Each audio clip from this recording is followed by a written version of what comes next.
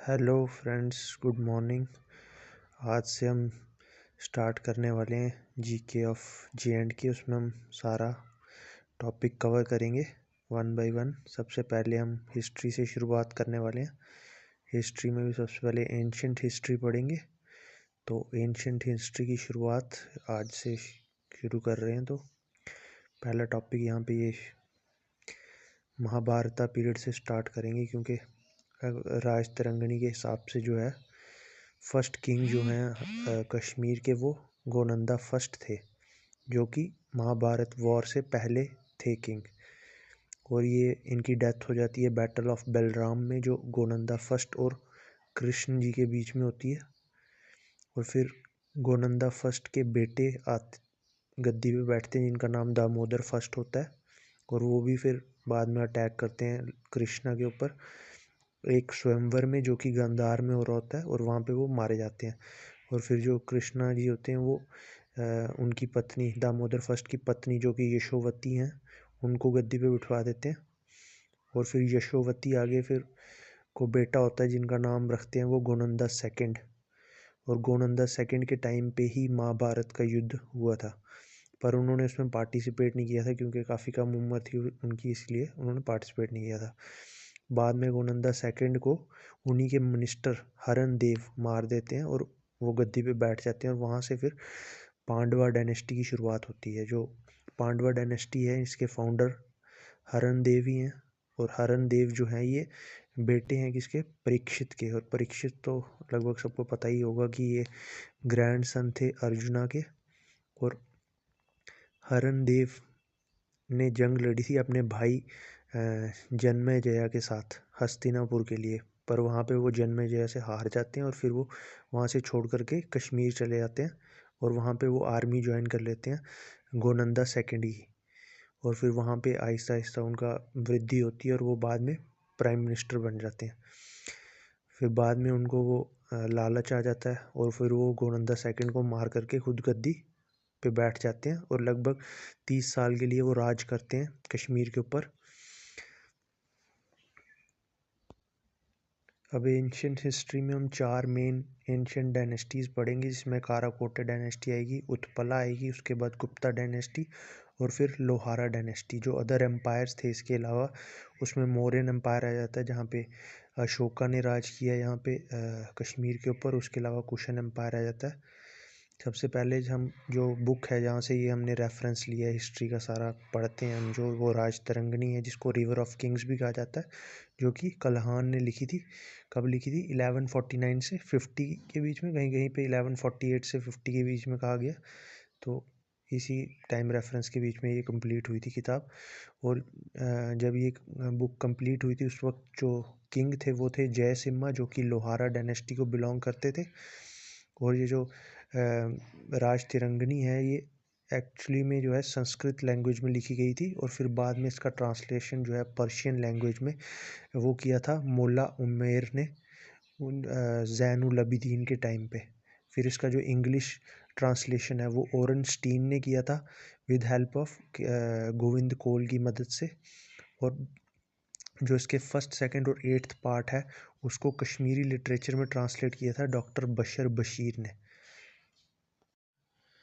Battle of हाइडस्पस जो है, ये 327 BC में हुई थी अलेक्जेंडर और पोरस के बीच में, जिसमें पोरस हार जाते हैं। ये ऑन द बैंक ऑफ हाइडस्पस हुई थी, जिसको आज के टाइम पे जेलम कहा जाता है।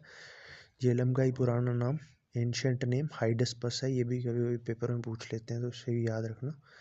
उसके बाद सबसे पहले एंशिएंट डायनेस्टी जो हम पढ़ेंगे, उसमें काराकोटे डायनेस्टी आ जाती है, जिसके फाउंडर थे दुर्लभा वर्धन, जिन्होंने राज किया था 625 से 661 AD के बीच में। और इनके पिता का नाम था काराकोटा नागा।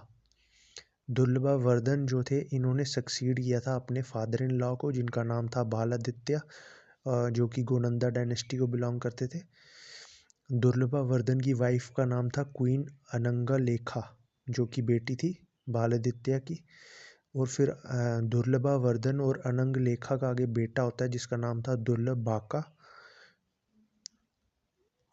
और फिर दुर्लभ बाका बाद में शादी करते हैं नरेंद्र प्रभा के साथ, जो कि पत्नी होती है एक मर्चेंट नूना की। और फिर दुर्लभ भाका और नरेंद्र प्रभा के आगे 3 बेटे होते हैं। दुर्लभ भाका के जो 3 बेटे थे उसमें सबसे पहले बेटे थे चंद्रपीड़ा, जो कि राज किया जिन्होंने कश्मीर पे 9 ईयर्स के लिए, और कल्हाना ने इनके लिए कहा है कि ये इनको great jewels among the Kings कहा जाता है। फिर उसके बाद आते हैं तारापीड़ा। तारापीड़ा जो थे ये काफ़ी निर्दयी टाइप के राजा थे। उसके बाद तीसरे जो इनके बेटे थे उनका नाम था ललितादित्य मुक्तापीड़ा। इनको ग्रेटेस्ट रूलर ऑफ कश्मीर भी कहा जाता है। इनका जो राज था वो 724 से 761 एडी के बीच में रहा है। उसके बाद ललितादित्य मुक्तापीड़ को समुद्रगुप्त ऑफ कश्मीर भी कहा जाता है। इनके कमांडर एंड चीफ थे चाणक्य। इन्होंने अपनी जो कैपिटल थी वो खीर भवानी के पास बनाई थी, जिसका नाम इन्होंने रखा था परिहासपुर। परिहासपुर का मतलब होता है सिटी ऑफ प्लेजर। इन्होंने मार्तंड सन टेम्पल भी बनवाया था, और उसके अलावा कुछ सिटीज़ भी बनवाई थी, जिसमें परनोत्सा आ जाती है जिसको आज के टाइम पे पुंछ कहते हैं। उसके अलावा ललितपुर आ जाती है जिसको आज के टाइम पे लतापुरा कहा जाता है। फिर उन्होंने यशोवर्मन जो कि राजा थे कन्नौज के, उनको हराया था वॉर में, और वहाँ से ये 2 पॉइंट लेके आए थे। एक का नाम था बावा बूटी और वकापति राजा। बावा बूटी जो थे वो बाद में इनके कोर्ट पॉइंट भी बने थे। फिर उसके अलावा इन्होंने बिहार बंगाल के राजा को भी हराया था जिनका नाम था जीवता गुप्ता, और इनका जो राज्य था वो साउथ में फैला था लगभग रिवर कावेरी तक, और इन्होंने अफ़गानिस्तान और लद्दाख को भी कॉन्कर किया था। और जो लास्ट रूलर थे काराकोटे डायनेस्टी के वो थे जयापीड़ा। अगर कुछ इसमें चीज़ें भूल भी जाएं तो भी कोई इतनी बड़ी बात नहीं है। जो मेन चीज़ बहुत इम्पॉर्टेंट है वो कम से कम ये तो याद रखना ही है कि फाउंडर इसके जैसे दुर्लभावर्धन थे, और जो लास्ट रूलर थे काराकोटे के वो थे जयापीड़ा। और ललितादित्य मुक्तापीड़ इनके जो हैं इस डायनेस्टी के काफ़ी बड़े फेमस रूलर, हिस्ट्री के पूरे फेमस रूलर हैं, तो इनके बारे में भी थोड़ी जानकारी याद रखनी पड़ेगी। मार्तंड सन टेम्पल जो है ये अनंतनाग में लोकेटेड है।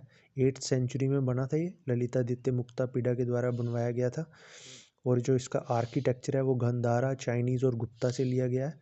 और जो मेन टेम्पल था उसका जो टॉप था वो पिरामिडल था, और उसके ऊपर क्रेविंग्स थी, भगवान की क्रेविंग्स थी, जैसे वो विष्णु की जी की थी, फिर गॉडेस गंगा की थी, यमुना और सन की।